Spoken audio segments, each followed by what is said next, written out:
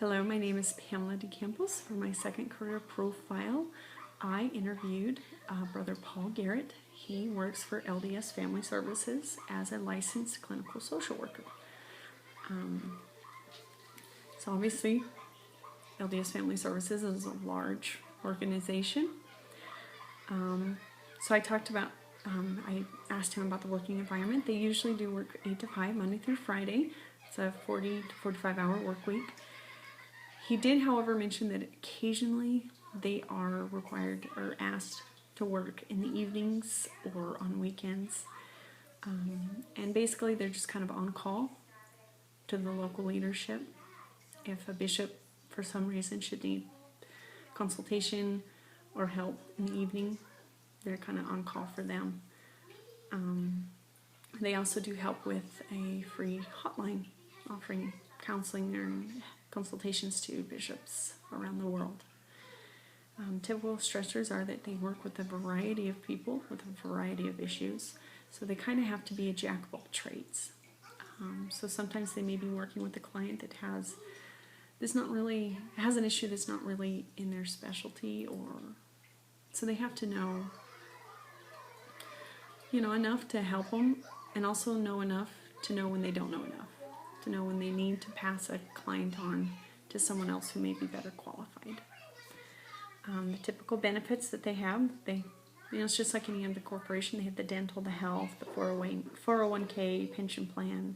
He said a great benefit is the paid vacations and sick days.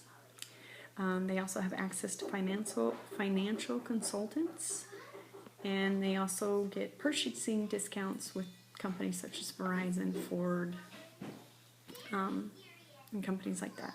He did mention that if you work for LDS Family Services in Utah, you have more benefits, just because they offer more there. Because some of the common job tasks are, this is how he explained it.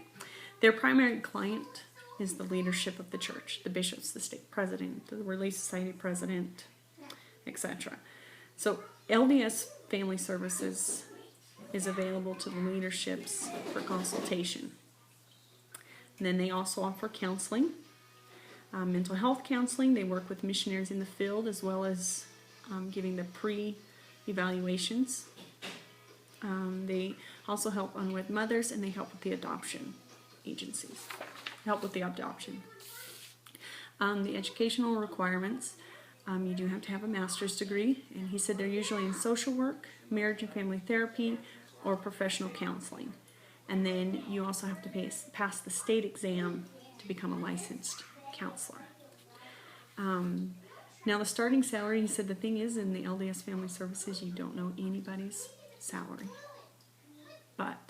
So the best we could do was, he said when he started, and that was 30 plus years ago, the starting salary for someone right out of college, before they were licensed, so as they were trying to get licensed, they started at $40,000.